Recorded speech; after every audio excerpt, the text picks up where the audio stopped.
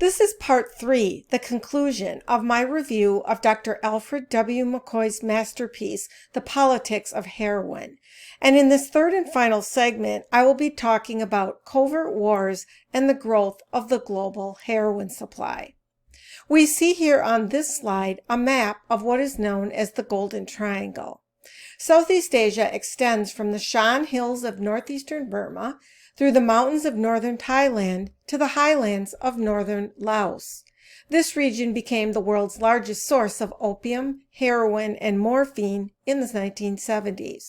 Heroin laboratories there began mass producing high-grade heroin that ended up in America. Narcotics entered the United States through Hong Kong, Latin America, and Europe. The rising availability of these drugs led to the rise of the use of heroin, especially among the younger generation in America. It was a combination of factors that arose in the 1960s that led to the transformation of the opium trade in the Golden Triangle. Professor McCoy lists these as American military intervention, corrupt national governments, and international criminal syndicates. The morphine base coming out of the region that was processed in Bangkok and northern Thailand was at first number 3 heroin, which is considered low grade because it was only 3 to 6% pure.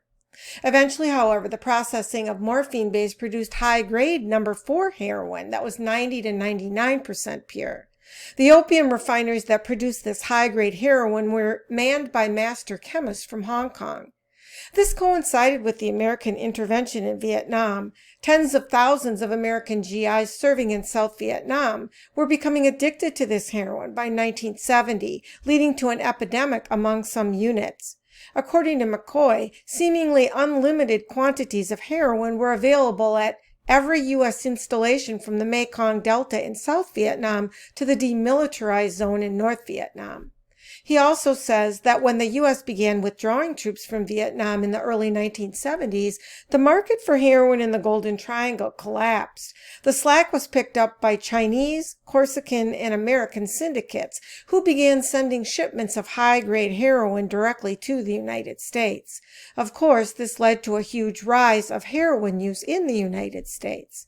By 1967, the country of Laos emerged as the most important processing center of raw opium in the Golden Triangle region. Corsican gangsters operating out of Vientiane, Laos, became the connection between the heroin laboratories of the region and drug distributors in the United States. The CIA allied itself with a Hmong general named Vang Pao and enlisted members of the Hmong tribe into a secret army.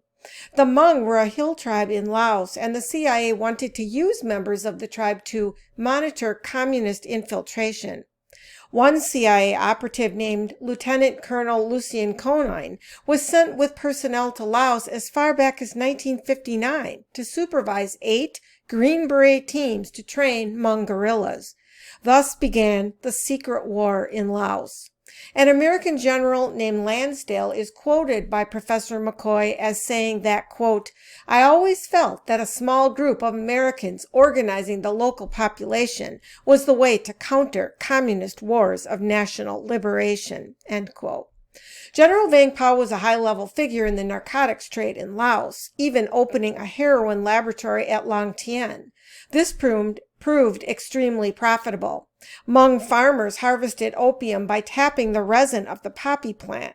They cut the bulbs of the flower of the plant and let the opium resin ooze out of it and then collected it. According to the CIA, there were 7 heroin factories located in the Golden Triangle region that were capable of processing 100 kilos of raw opium per day, or 3.6 tons of heroin a year. The CIA had its own airline called Air America. It began flying opium out of the hills to Long Tien and Vientiane in Laos. In the 1960s, U.S. Air Force bombings disrupted the production of Laotian opium. It forced members of the Hmong tribe, farmers who grew opium, to become refugees. But Laotian heroin laboratories became extremely productive and supplied the GI market in Vietnam. Dr. McCoy quotes an article from the New York Times that reported the CIA leaked a classified report on the extent of Southeast Asian opium traffic. The report identified 21 opium refineries in the Golden Triangle region and stated that 7 of these were capable of producing 90 to 99% pure number 4 heroin. The most important were identified as being in Burma, Laos, and Thailand. The secret war ended in 1973 when the Royal Lao government signed a ceasefire with the communist Pathet Lao. The Lao government then ordered all heroin factories to be surrendered. The result of this was that the CIA's Air America was forced to give up its facilities in the region in June 1974.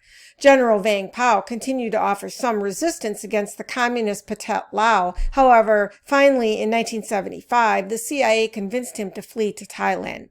Pao and his remaining troops were evacuated to Thailand on May 14th of that year. Some 3,000 Hmong were flown across the Mekong River into Thailand, and the number eventually grew to more than 30,000 refugees.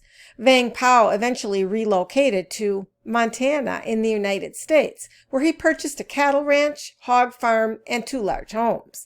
Dr. McCoy summarizes his chapter on the Golden Triangle by saying that by 1972, American involvement had gone far beyond coincidental complicity. Embassies had covered up involvement by client governments. CIA contract airlines had carried opium, and individual CIA agents had winked at the opium traffic. As a result of all of this, opium production steadily increased, and high-quality number 4 heroin became more readily available. The poppy fields of the Golden Triangle became linked to markets in Europe and the United States until it was supplying 70% of the world's heroin. By the 1980s, the U.S. began experiencing a new drug crisis. The abuse of cocaine, first as pure powder and then as crack, reached shocking new levels between 1982 and 1985. Supplies grew, prices dropped, and the number of Americans using cocaine rose by 38%. U.S. consumption of cocaine grew steadily, but in addition, heroin use also grew. A new kind of heroin called Mexican black tar heroin appeared on the scene in the mid-1980s. It was of very high purity and cheap, as was crack cocaine. A disturbing trend began to arise in the United States, whereby regular drug users began taking both heroin and cocaine. McCoy reports that between 1981 and 1985, deaths from speedballs, a mixture of cocaine and heroin, rose by 754%. During the 1980s, Afghanistan was transformed into a major supplier of heroin for the world. The CIA provided the political protection and logistic linkages that joined Afghanistan's poppy fields to heroin markets in both Europe and America. The next-door kingdom of Iran had already become a major consumer and supplier of opium. The U.S. Bureau of Narcotics opened an office in Tehran, Iran's capital, in 1949 because an elaborate drug culture existed there already. The Shah, the leader of Iran, cracked down on drug use soon after, and opium cultivation was soon eradicated. But it was impossible to seal off the rugged border with neighboring Afghanistan. The Shah then moved to sell opium to registered addicts. The result? 3 years later, Iran's addict population grew by 15% to 400,000. Registered users consumed the country's entire opium crop of 217 tons, but illegal users used 195 illicit tons smuggled in from Afghanistan, Pakistan, and Turkey. Iran's opium boom thus created a new Golden Triangle consisting of Iran, Pakistan, and Afghanistan. By the early 1980s, the opium trade in Central Asia experienced a drastic transformation. Afghanistan became the second largest opium-growing country in the world. Mass heroin addiction also swept through Pakistan. This coincides with the CIA's covert war against the Soviet Union that was being fought under the auspices of Operation Cyclone. Once again, the CIA's secret war against communism during the Cold War served as a catalyst that transformed the Afghanistan-Pakistan borderlands into a primary source of heroin. Pakistan's northwest frontier province, a tribal region, became the perfect place for the CIA to launch its covert operation and proxy war against the USSR. In the words of the agency itself, it was the largest expanse of territory in the world without any government presence. The CIA conducted its proxy war by once again allying itself with local commanders in the region. These tribal warlords exploited the CIA's secret operation to become powerful drug lords.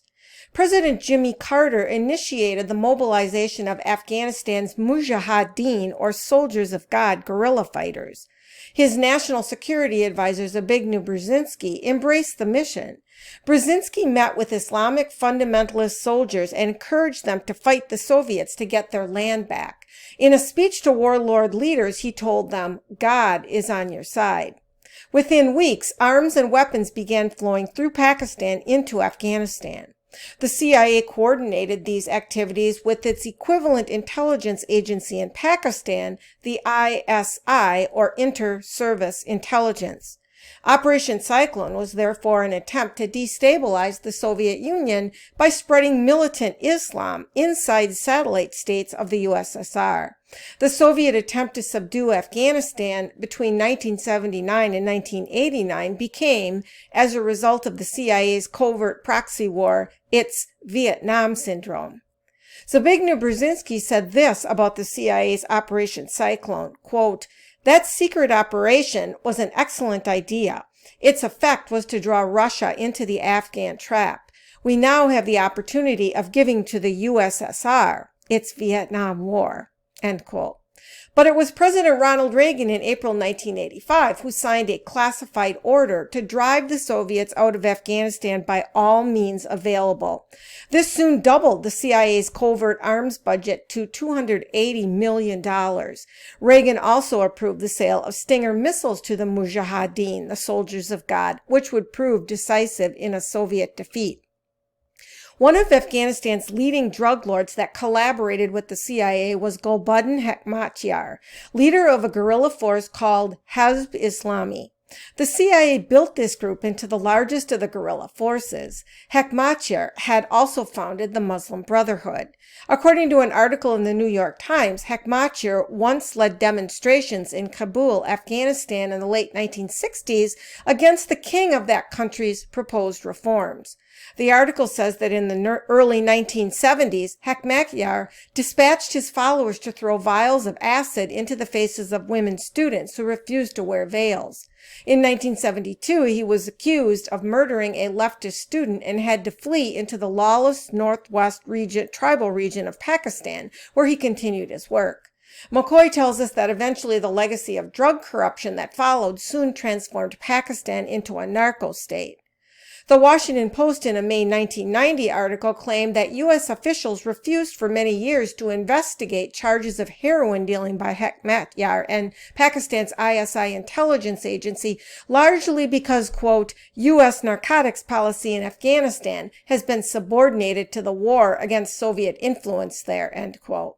In July of that year, Time magazine claimed that the United States is, quote, embarrassed by the widely bruited connections between the drug trade and elements of the insurgents, including such fundamentalist Islamic groups as Gulbuddin Hekmatyar's Hezb Islami, end quote.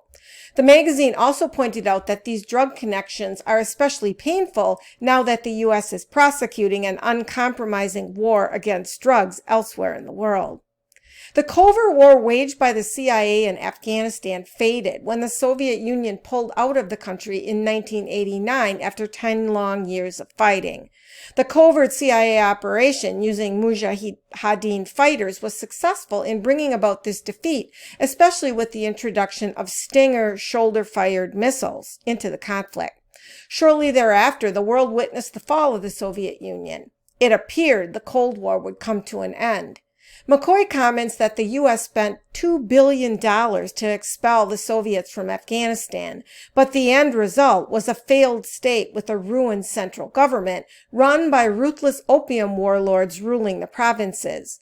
This led to a power vacuum into which the most powerful warlord group, the Taliban, would take control of the country in 1996. Once the Soviets were expelled, the U.S., having reached its ultimate goal, withdrew its support from Afghanistan. The country was riddled with weapons, mines, and extremist fighters that were left behind that the U.S. had enlisted in its fight against communism. Out of the ashes of this chaos would emerge Al-Qaeda, Arabic for the base. Afghanistan became a base of operation for extremist groups that sought to foment terrorism around the world, including the U.S. itself, on 9/11/2001. This phenomenon is what foreign policy experts call blowback. Meanwhile, during the 1980s, a new epidemic of drug abuse arose in the United States centered around another narcotic, cocaine. McCoy says that between 1982 and 1985, the number of cocaine users in the United States rose 38% to 5.8 million, more than 10 times the number of heroin addicts. Most of the cocaine was supplied by a consortium of Colombian cocaine brokers known as the Medellin Cartel. By 1988, this cartel's annual income was estimated at $8 billion.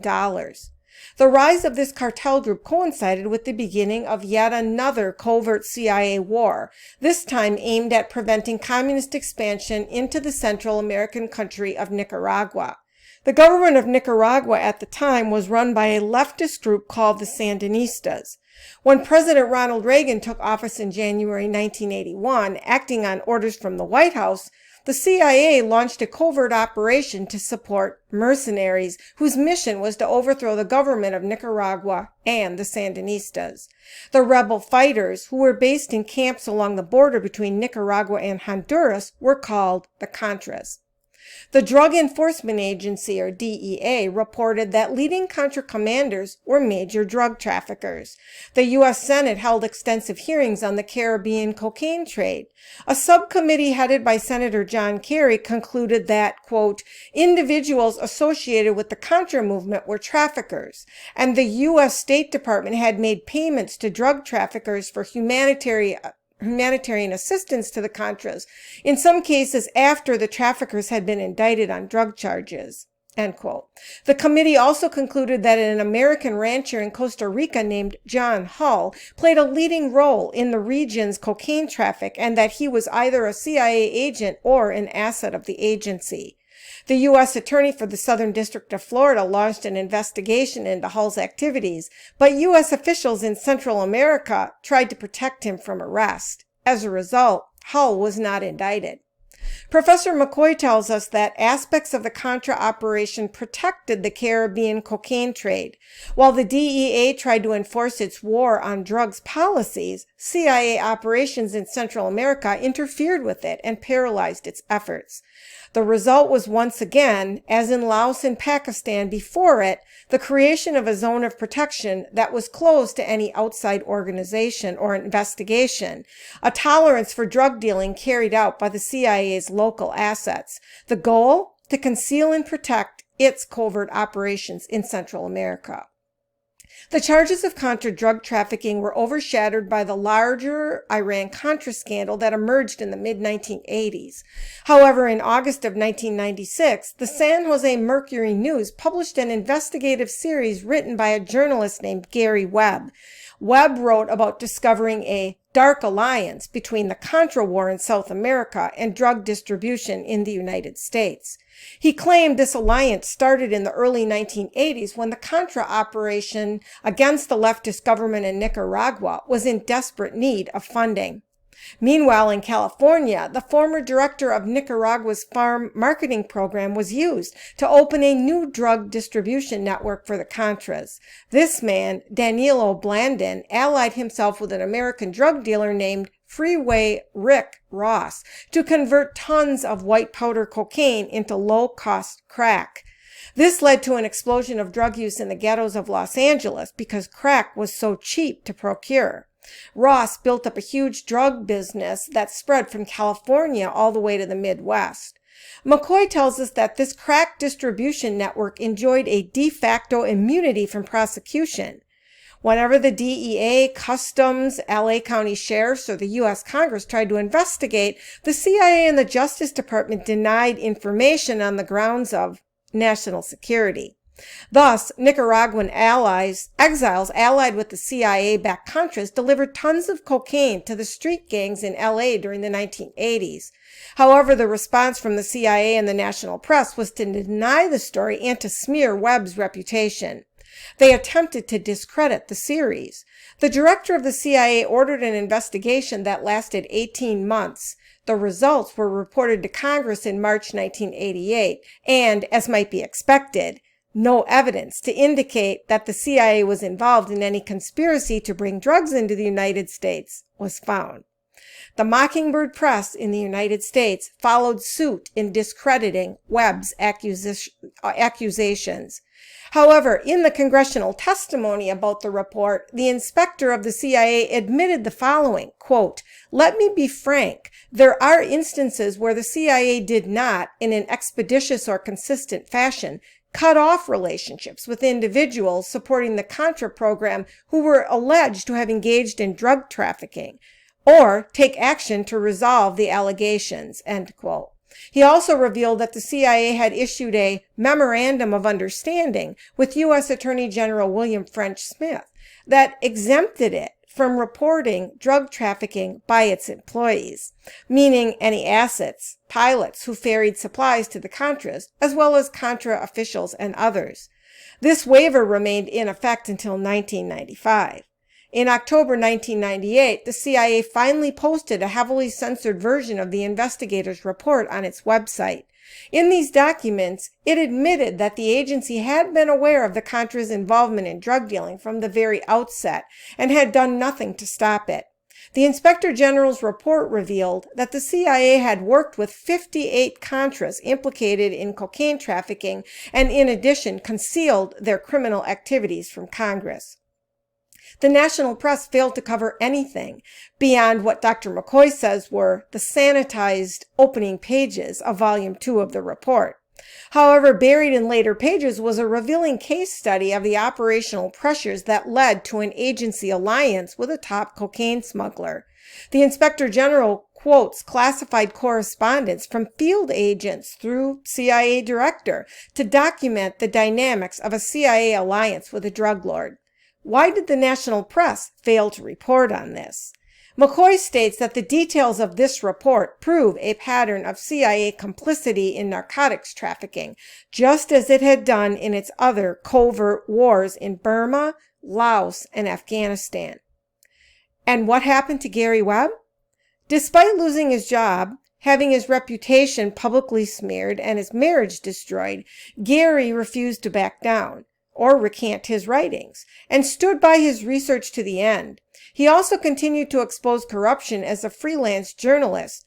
His final publication brilliantly unearthed the military-industrial complex's strategic use of video games as a method of indoctrination and recruitment of teenage boys. Just 2 months later, however, Gary Webb was found dead with 2 bullet holes to the head. His death was ruled a suicide, and the investigation closed.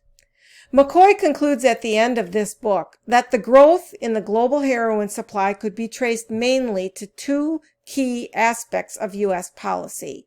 These, he says, were the failure of the Drug Enforcement Administration, DEA, prohibition in the war on drugs, and CIA protection for drug lord allies in its covert wars.